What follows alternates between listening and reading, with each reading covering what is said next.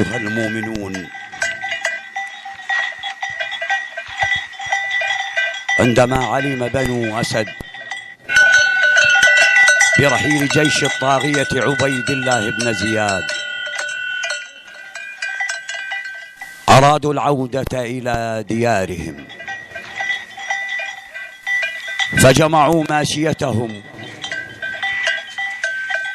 وحملوا أمتعتهم وتوجهوا نحو الديار التي هجروها خوفا من بطش الطاغية وأعوانه، وساروا على وجل خوفا من العيون التي وضعها عبيد الله بن زياد على الطرقات.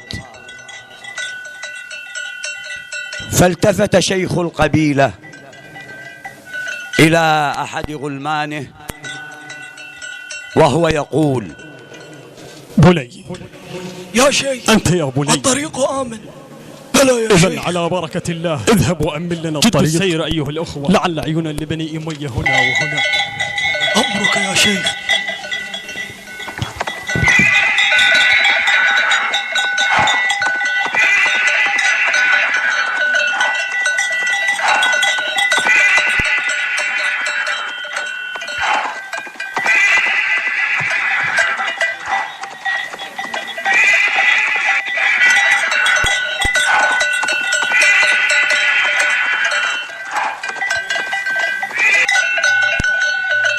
يا شيخ، يا شيخ، لقد وصلنا، هذه هي الديار.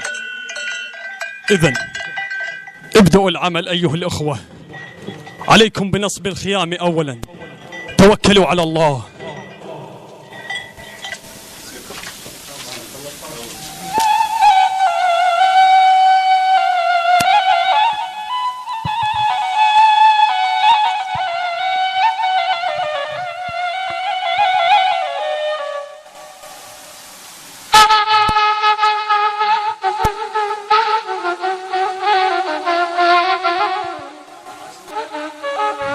وكما ترون أيها المؤمنون،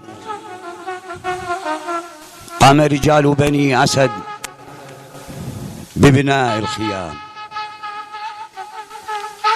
وقامت نساء بني أسد بأعمالهن، فواحدة تسجر التنور وأخرى تطحن بالرحى. وخرجت مجموعة من نساء بني أسد لجلب الماء من العلقم.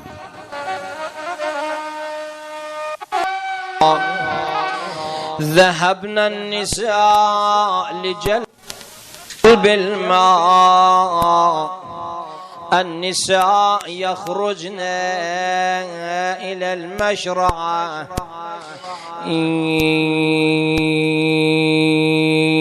ليأتينا بالماء.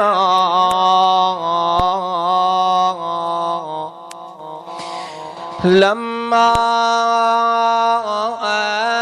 أن وصلنا النساء هناك، مشى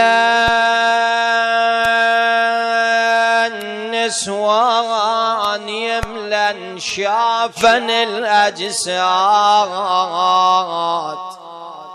لما أن وصلنا رأينا أجساد مضرجة على الرمال، جسد هنا جسد هناك، مقطعة أجساد بلا رؤوس، لن شافني الأجساد صاحن بالشمس كان جسمه بالسجاد. تنام العين وحسين وهلا الأمجاد، كل فرد منهم متغير رسومه. رجعنا النساء إلى الرجال ليخبرنهم بما رأينا هناك.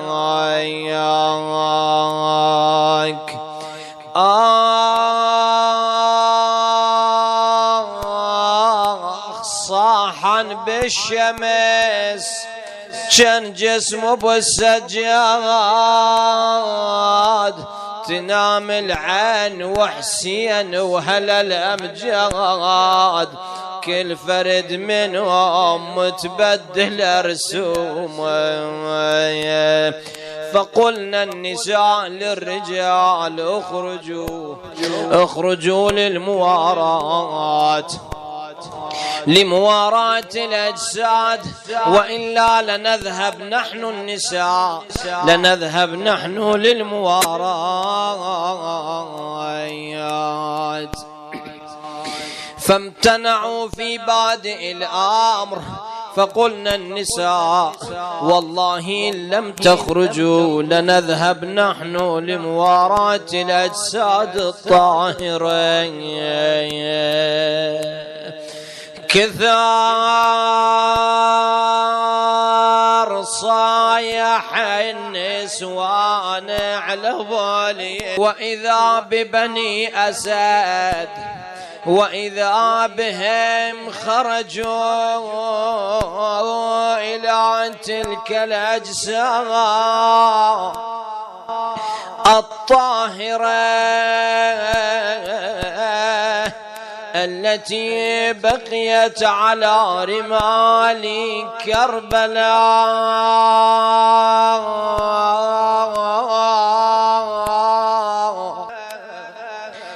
بنو أسد ذهبوا إلى تلك الأجساد، ها هم كما ترون، لكن لا يعلمون ماذا يصنعون. أيوارون هذه الأجساد لا يعرفونها، لمن هذا الجسد ولمن ذاك، حتى جاءوا إلى جسد مكبوب على وجهه، فوضعوا على الطريق رابية لينظر إلى طريق الكوفة، خشية أن يأتي إليه أحد أو جيش عبيد الله بن زياد. بينما هم يطوفون حول الأجساد الطاهرة وفي حيرة من أمرهم ماذا يصنعون، وإذا بالرابي الذي وضعوه هناك جاء يهرول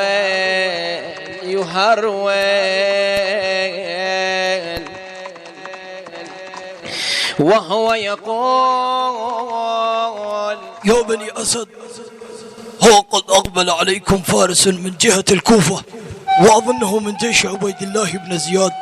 تفرقوا يا بني أسد، هيا تفرقوا.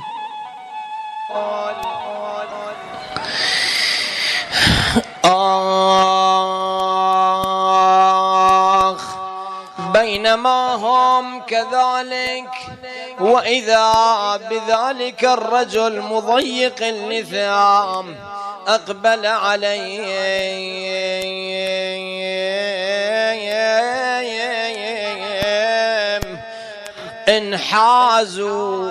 انحازوا عن الجثث يمينا وشمالا خشية أن يظهر من جيش عبيد الله بن زياد.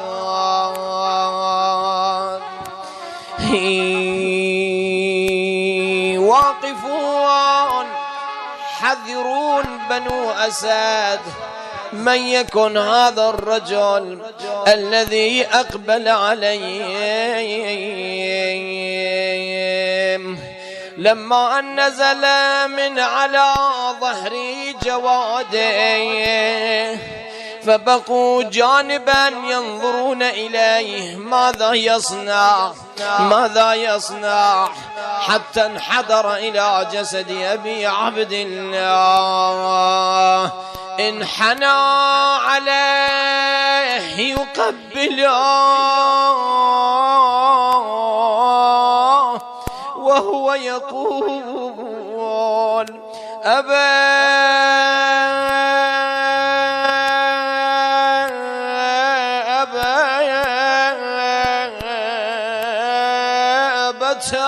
يا بني أسد، ما وقوفكم حول هذه الأجساد؟ يا أخ العرب، جئنا لنتفرج عليها. بالله عليكم، إلا ما أخبرتموني ما في ضمائركم. إذن والله لنصدقنك القول، إنا جئنا لمواراة الأجساد. ثم التفت إليهم وقال يا بني أسد إذن احفروا حفيرة هنا وحفيرة هناك وحفيرة هنا واسعة. فامتثلوا بنو أسد لأمر الإمام يأمرهم وهم يمتثلون. وإذا به يا بني أسد الإمام يقول هل عندكم حصيرة ما تصنع بها يا أخ العرب؟ قال ألم بها أوصال الحسين. فقام الإمام بنفسه بوحده.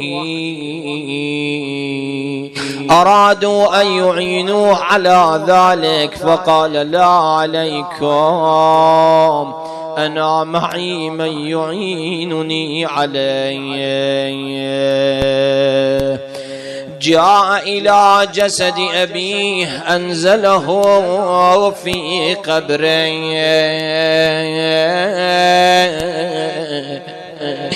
بينما هو كذلك وإذا بصوت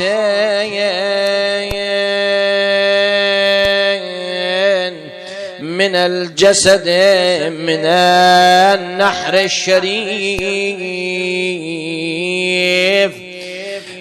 آخ أي صوت ذا بعدما أنزل أباه الحسين.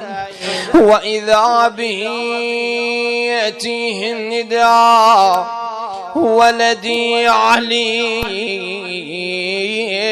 ضع رضيعي على صدري.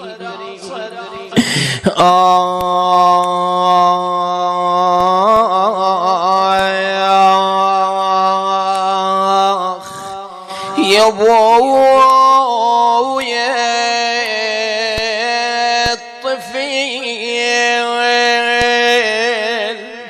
حطه على صدري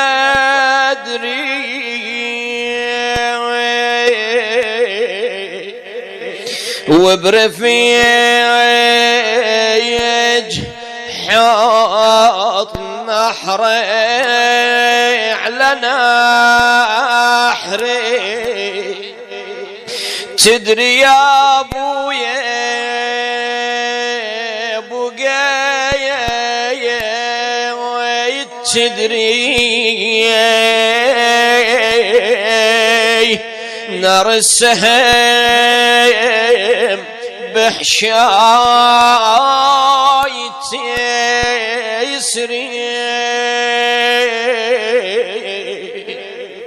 جاء بي طفل رضيع أنزله على صدر والديه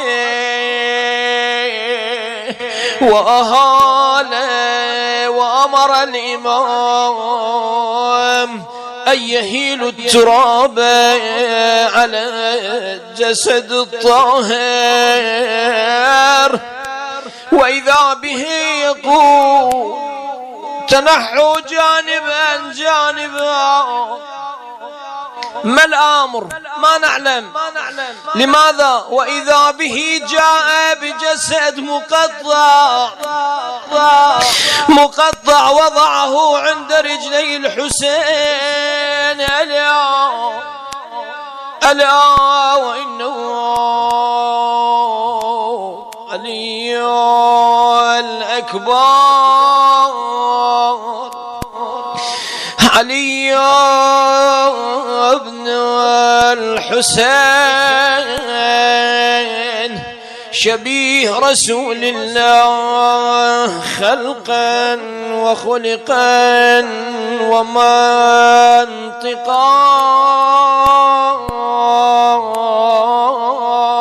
ثم ذهب الإمام إلى مواراة تلك الأجساد الطاهرة من أصحاب الحسين وأهل بيته،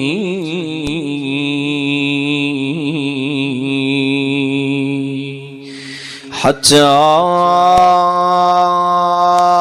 أنهم يمتثلون لما يأمرهم به الإمام، لا يعصون له أمرا. ولما أنزل أصحاب الحسين في تلك الحفيرة الجماعية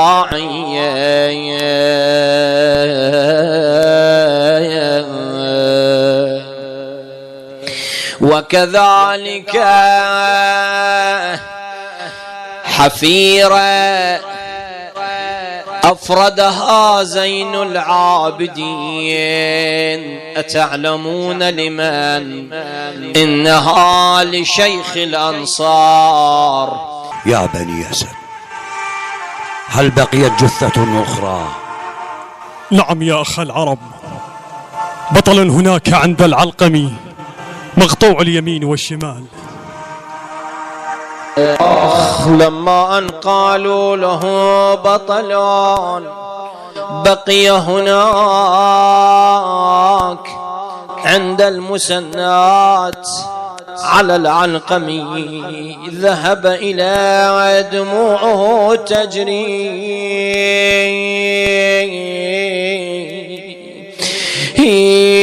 يقول يا عمي خلاف عينيك يسرت نعداك،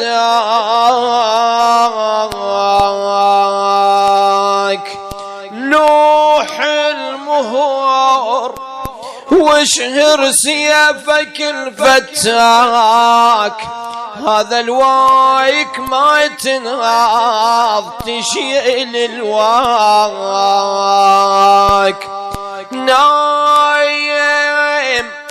نايم يا ذخور زينب وكلثوم.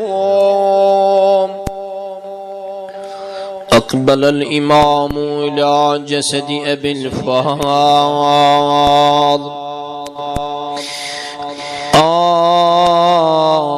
ينظر إلى ذلك الجسد الصريح، الجسد الطاهر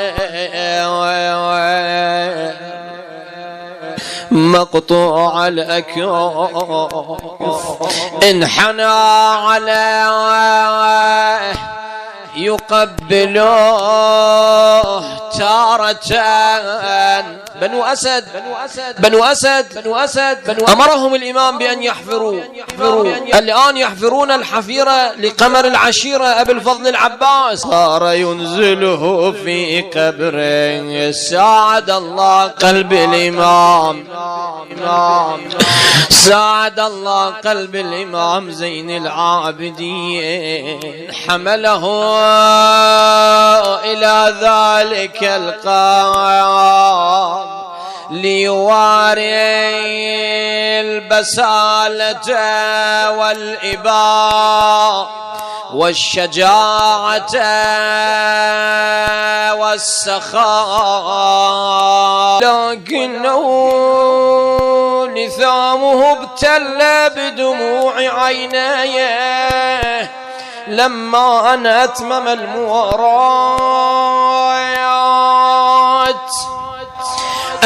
المواراة توجه بنو أسد إليه يسألون: يا أخ العرب بالله عليك من تكن؟ أعرفكم على القبور أولا. أما الحفيرة الأولى فهو قبر الحسين بن علي سبط رسول الله، والذي عند رجليه فولده علي الأكبر،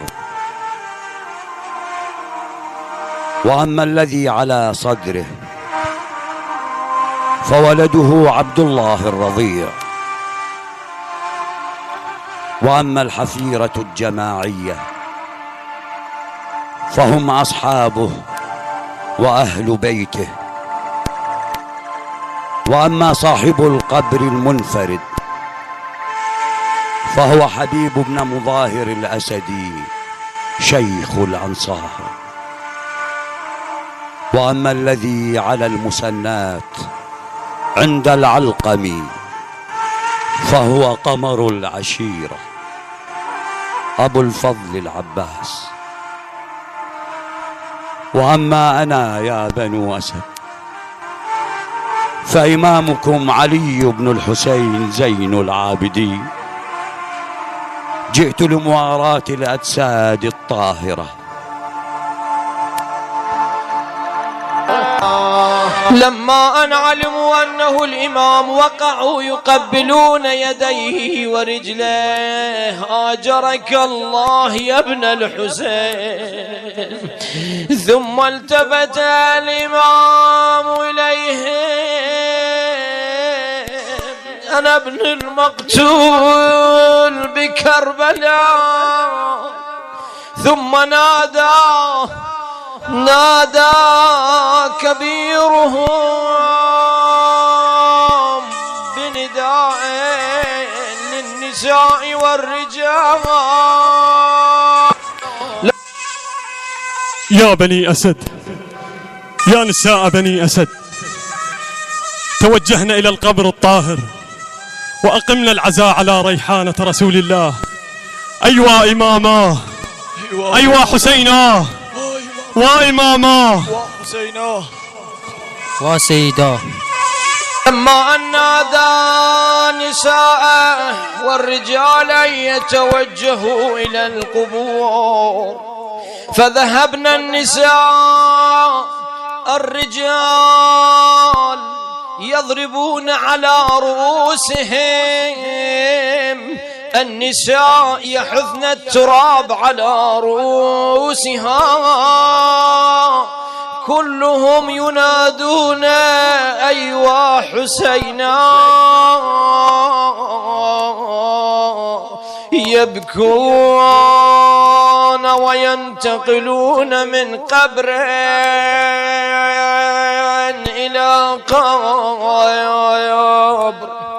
النساء بكى على قبر سيد الشهداء. بعد ذلك توجه الإمام: يا بني أسد، يا بني أسد، أستأذنكم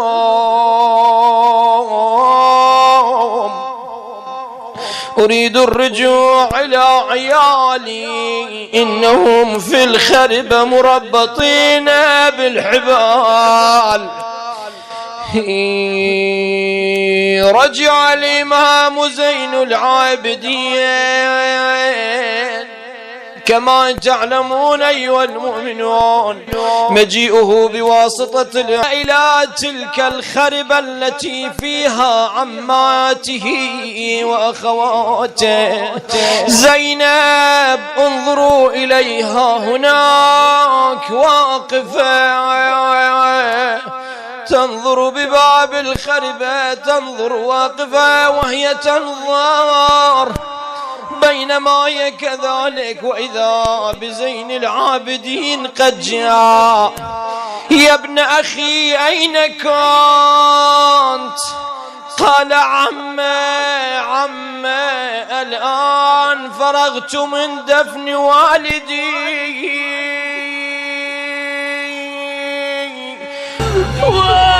وحسينا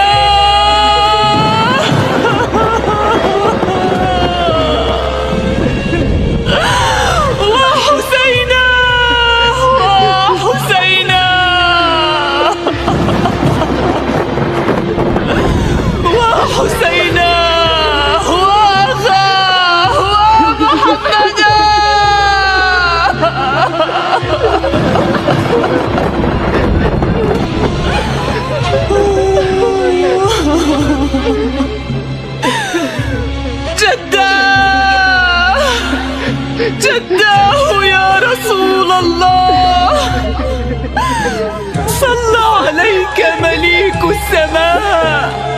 هذا حسين بالعراء مسلوب العمامة والرداء، مقطع الأعضاء.